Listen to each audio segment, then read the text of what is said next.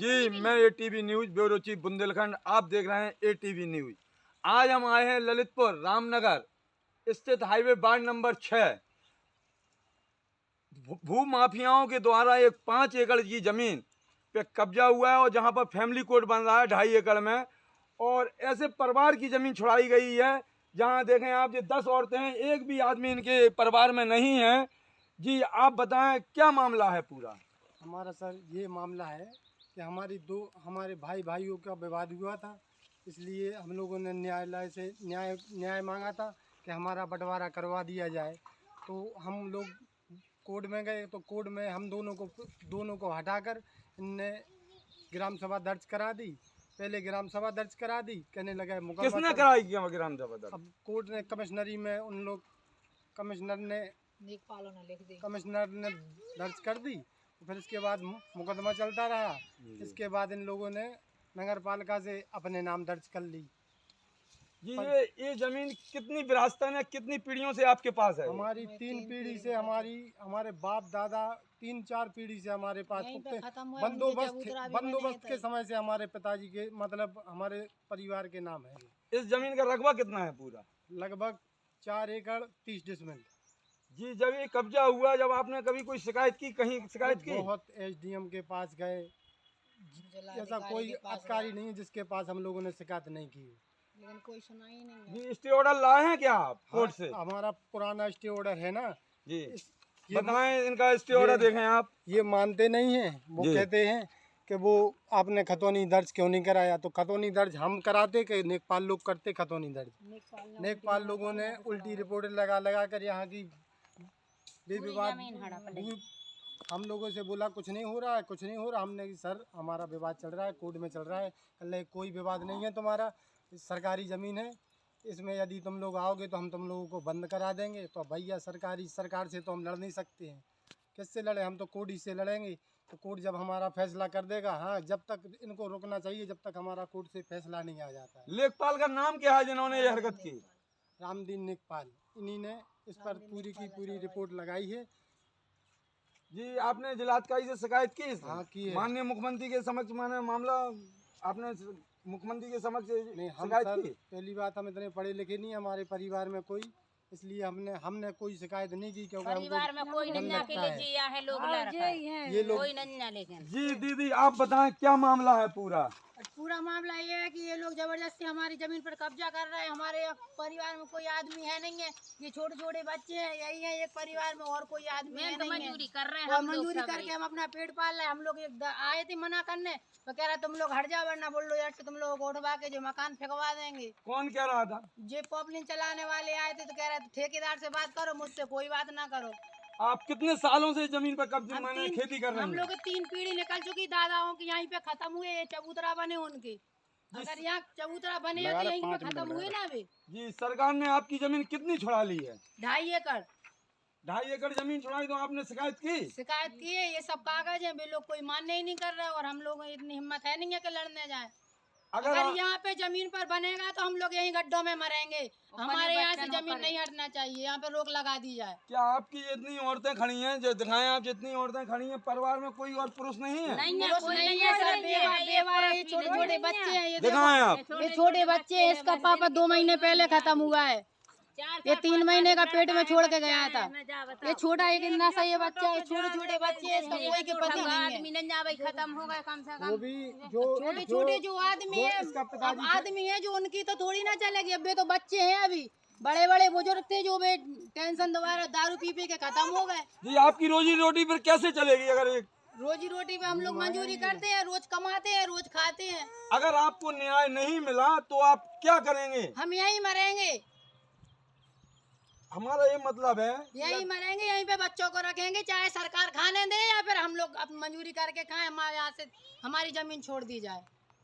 कब से इन्होंने कब्जा किया, कब से ये काम लगाया? 15 दिन हो चुके इनको काम लगाए हुए। शासन प्रशासन से शिकायत की आपने? शिकायत की है, सब लोग ने शिकायत की। हम लोग गए थे जिलाधिकारी के पास दरखास्त देने, तो बोले हो जाएगा, तुम जाओ घर। जी आप बताएं दीदी क्या मामला है पूरा? बोले आप बताएं। भाई साहब मामला के हम तो यहाँ से कितौनी जाएंगे, हम लोग गरीब आदमी हम लोग कुछ बड़े बड़े नहीं है बच्चे जे हमारे ससुर हैं सबके चौचा बुतरा तई बड़े हमारे कहीं नहीं जाएंगे। हमारे पति 12 साल से लंजा में 1 साल का बच्चा छोड़ गए थे, हम भाई साहब कहीं नहीं जाएंगे ऐसे, हम कितने जाएंगे बताओ। गल्ला मंडी में सतना झाड़ झाड़ के अपने बच्चे पाल रहे। तो 2.5 एकड़ इन्होंने जगह छुड़ा ली, तो अब आपके पास कितनी जगह बची, कितनी जमीन बची? अभी 2 एकड़ के लगभग बच्ची 2.5 तो आप ये कम लगा दिया है। तो 2 एकड़ में ये 10-12 औरतें हैं, माने हमें मात्र शक्ति हैं, ये बच्चे छोटे छोटे हैं, तो कैसे खर्चा चलेगा आप? ये तो जैसे मकान तो बना लेंगे रहने के लिए, हम लोग मजदूरी करके खा लेंगे भाई साहब। तो हम अपने पति परिवार को जगह चली जाएगी, हम किसके जगह में हम आपने जिलाधिकारी से शिकायत की? हाँ की है। क्या बोले जिलाधिकारी? कह रहे कि हो जाएगा, कोई सुनता ही नहीं है। माननीय मुख्यमंत्री तक तो ये आवाज उठाई आपने, वहाँ सूचना है, वहाँ हैगी माननीय मुख्यमंत्री तक है? प्रयागराज से चल रहा मुकदमा, स्टे ले लिया आप लोगों ने? स्टे कागज आ चुके हैं। जब तक के लिए स्टे है इस पे, जब तक फैसला नहीं आ जाता है। पुराना जब जिस समय पे मुकदमाबाजी चल रही थी तो कोर्ट ने स्टे दिया था कि आपका जब तक आखिरी डिसीजन तक का इसमें स्टे है, लेकिन वो लोग स्टे मानते ही नहीं है। वो कहते हैं इस स्टे को तुम लोगों ने खतौनी दर्ज क्यों नहीं कराया? तो खतौनी हम दर्ज करें कि नेकपालों ने नहीं किया। तो ये जमीन तो आपको विरासत में मिली थी ना? विरासत में ही है, पूर्वजों की जमीन थी आपकी, जमीन है हमारी। वर्षों से खेती करते चले आ रहे हैं। खेती आज तक भी खेती करते हैं हम लोग, आज भी अभी भूसा इसकी रखा है, लगान अभी भूसा भरते भी हैं। तो उठा नहीं है, देखो मैदान में भूसा रखा है अभी। फिर भी शासन प्रशासन ने जमीन आप लोगों जानवरों से के छुड़ा लिए ली। भूसा रखा है, यहाँ पे रखा था, यहाँ पे उठवा दिया, यहाँ से काम लगाने तो फिर उठा के तो वरना भी बहुत फेंक देते। जानवरों को क्या खवाएं? अब आप ये बताएं कि आपकी जमीन छुड़ा ली गई है और सरकार ने छुड़ा ली है, तो अगर आपको ये जमीन नहीं मिलेगी तो अब क्या होगा आपके पास? सर पानी नहीं है, सुविधा कुछ नहीं है इधर, सुविधा न लाइट की न पानी की, दे रहे हैं बच्चा डाल रहे हैं हम लोग। खाने को रोटी नहीं है, पहनने को कपड़े नहीं है, बच्चे देख रहे हैं कैसे कर रहे हैं। नहीं है, सरकार ने पानी तक की सुविधा नहीं दी। दरवाजे नहीं है, देखें, बताएं, अंदर भी बताएं, आए दिखाएं, इधर दिखाएं, दिखाएं आप, देखें आप, देखें माननीय मुख्यमंत्री योगी शासन काल में अधिकारियों ने लगाया उनकी योजनाओं पर पलीता। देखें आप, देखें ऐसे में रह रहे हैं, ना इनके पास पानी है, न खाने को रोटी है, न कपड़े हैं, न लाइट है, कुछ भी नहीं है। से बच्चा डाले हम। शासन प्रशासन की योजनाओं को, माननीय मुख्यमंत्री की योजनाओं को पलीता दे दिया है, एक तरफ कोने में रख दिया है, ये सारी औरतें मरने के लिए मजबूर हैं। अब मैं माननीय मुख्यमंत्री से फिर दरखास्त करता हूँ कि इन्हें पानी की सुविधा दिलाई जाए, लाइट की सुविधा जाए, इनके आवास बनाए जाएं, इनको खाने के लिए रोटी की कोई जुगाड़ की जाए, वरना बहुत बड़ी घटना होगी, शायद ये पूरा परिवार एक दिन खत्म हो जाए।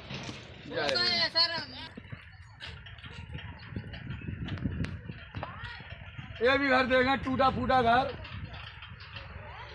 कोई व्यवस्था नहीं है, कोई व्यवस्था नहीं है। शासन प्रशासन की माननीय मुख्यमंत्री की योजनाओं को पलीता दे दिया, एक कोने में रख दिया गया है, यहाँ अधिकारी हावी है, गरीबों की कोई सुनवाई नहीं है। माननीय मुख्यमंत्री की योगी शासन काल में मातृ शक्ति की कुछ नहीं है। मैं फिर बार बार विनती करता हूँ माननीय मुख्यमंत्री, ऐसे गरीब असहाय कमज़ोर व्यक्तियों के लिए कुछ ना कुछ किया जाए, वरना बहुत बड़ी घटना होगी जनपद ललितपुर के अंदर। जय हिंद।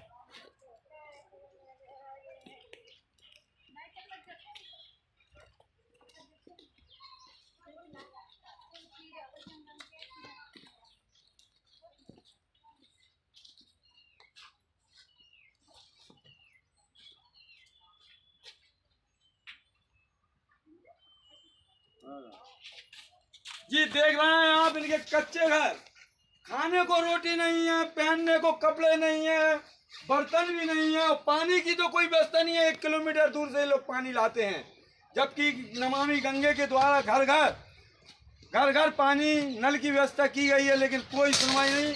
हैंडपम्प भी बहुत दूर है, नहर से पानी लाते हैं, 1 किलोमीटर दूर जाते हैं। जनपद ललितपुर की ये हालत है, और अभी तक ये चीज़ें छुपाई गई हैं माननीय मुख्यमंत्री से, और मैं माननीय मुख्यमंत्री के समक्ष मामला लाया हूँ, और शायद कि मैं भी बलि चढ़ जाऊँ भू माफियाओं की, बाहुबलियों की। शायद मेरे एक्शन भी जिले के अधिकारी, शासन प्रशासन मेरे खिलाफ हो जाए और मेरे खिलाफ कोई सख्त कदम उठाया जाए।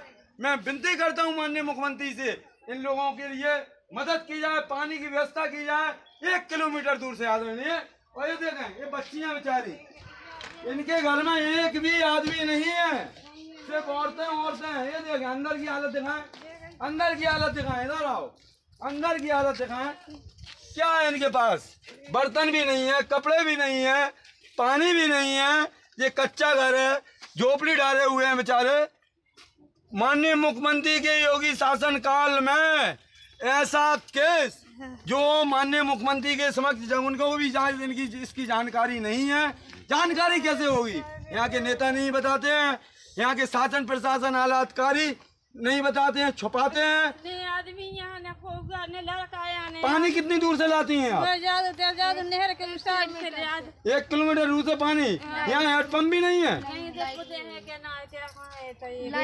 है, लाइट भी नहीं है, लाइट भी नहीं है। लाइट भी नहीं है। बच्चों को फिर ये छोटे छोटे बच्चे कैसे रहते हैं रात में? चोर बढ़िया सब घुस के जो भी कमा के लाते नाज ले जाते हैं। जी, मैं माननीय मुख्यमंत्री से विनती करता हूँ, प्रार्थना करता हूँ, इन गरीबों का दर्द समझें, इन गरीबों का दर्द समझें। और इनके लिए पानी की व्यवस्था की जाए, लाइट की व्यवस्था की जाए, खाने की व्यवस्था की जाए, इनके रहने के लिए आवास बनाए जाएं। वरना माननीय मुख्यमंत्री की छवि धूमिल कर रहे हैं यहाँ के अधिकारी, यहाँ के अधिकारी धूमिल कर रहे हैं माननीय मुख्यमंत्री की छवि। और शायद माननीय मुख्यमंत्री को ये मामला मालूम नहीं है, उनका दर्द वहाँ तक पहुँचा ही नहीं है इन लोगों का दर्द। और मैं ATV न्यूज़ चैनल के माध्यम से माननीय मुख्यमंत्री के समक्ष ये मामला उठा रहा हूँ और शायद माननीय मुख्यमंत्री इस पर शीघ्र ही कार्रवाई करेंगे। जय हिंद। जब ये जमीन नापी रामदीन लेखपाल के द्वारा, तो रामदीन लेखपाल ने नापी है जमीन। हाँ सर, तो रामदीन लेखपाल ने क्यों नापी? आप लोगों ने कहा नहीं? हम बोले कि केस लगाए कचहरी पे, तो बोले कि ये खारिज हो गया है, यहाँ पे फैमिली कोर्ट बनेगा, ये वो कोकलिन चला देंगे, ये करेंगे करके धमका दिए, तो हम लोग चुप रह गए। जी, देख लिया, रामदीन लेखपाल ललितपुर जनपद में बहुत सालों से रह रहे हैं, उनकी भी प्रॉपर्टी की जांच की जाए। बहुत प्रॉपर्टी बनाई है जनपद ललितपुर में रामदीन लेखपाल ने। इन गरीबों का खून चूस चूस के, इन बच्चियों का खून चूस चूस के, इनके घर की रोजी रोटी छुड़ा के अपनी जायदाद बनाई, इन गरीबों को भूखों मरने के लिए छोड़ दिया है रामदीन लेखपाल ने। और मैं फिर दरखास्त करूंगा कि रामदीन लेखपाल के खिलाफ भी जबरदस्त एक्शन लिया जाए, उसकी सारी संपत्ति की जांच की जाए। क्या था जब तक जनपद ललितपुर में आया, जब से करोड़ों अरबों की संपत्ति आज रामदीन लेखपाल के साथ है, सिर्फ इसलिए कि इन गरीबों का हक छीना है उसने। जय हिंद। आप पैर से आप आए हैं क्या? बोल भी नहीं पाते। तो ये जमीन पे कब्जा हुआ है, आपकी ज़मीन पे कब्जा हुआ है, तो अब आप क्या करेंगे? आपकी रोजी रोटी कैसे चलेगी, खाना पीना? ये औरतें जितनी बैठी सब आपके घर की हैं, तो अब कोई सुनवाई नहीं है शासन प्रशासन द्वारा, कोई सुनवाई नहीं है।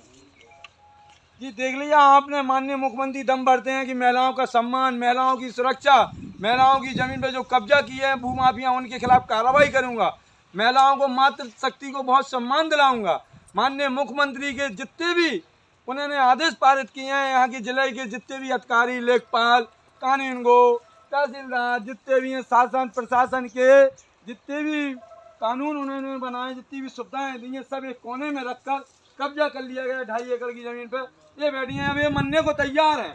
अगर इनमें से कोई हत्या होती है, कोई मरता है, कोई बात होती है, तो इसकी जिम्मेदार हम समझते हैं शासन प्रशासन को ही होना चाहिए। ललितपुर जिले के आला अधिकारियों को होना चाहिए, लेखपाल को होना चाहिए, जिन्होंने धोखेधड़ी से इनकी ज़मीन छुड़ा ली है, जबकि विरासतन ज़मीन है, पूर्वजों की ज़मीन है इनकी। अब मैं माननीय मुख्यमंत्री से एक बार फिर दरखास्त करता हूँ कि इन्हें न्याय दिलाया जाए। इनकी ज़मीन को कब्जा से जो भूमाफिया हैं, जिन्होंने जो फैमिली कोर्ट बन रहा है, जिन्होंने फर्जी तरीके से नपवा दी है, इनको इनकी ज़मीन वापस दिलाई जाए। अन्यथा ये आप समझ रहे हैं, ये खाने को मोहताज हैं। टूटे घर हैं इनके, दिखाएंगे घर भी दिखा दें, टूटे घर हैं। घर में भी आप समझ लें 2 चना दाना नहीं है, बर्तन नहीं है, कुछ नहीं है, छोटे छोटे अनाथ बच्चे हैं। अब कहा जाएँ, ये कह रही हैं माननीय मुख्यमंत्री से आशा है, उन्हीं से आशा लगाए बैठे हैं। अगर कोई घटना होती है तो यहाँ के जिले के आला अधिकारी और शासन प्रशासन को ही जिम्मेदार ठहराया जाए। और माननीय मुख्यमंत्री से विनती करता हूँ कि इन्हें न्याय जल्द से जल्द दिलाया जाए, वरना कोई घटना हो सकती है। जय हिंद। हमारे मकान नहीं बनाए सरकार ने। तो भाई साहब जगह भी चाहे सरकार को तो हमारे 50 आदमी की मट्टी भी सरकार ले सकती है। हमन कितने 50 आदमी की लाश ले जाए फिर ले ले में जमीन जगह ले ले में। हम झोपड़ियों में ये रहा कि ऐसे बजे कमाते कहाँ है? बेगा बाप मत आए खड़ी हो जाए चले नाच पानी तो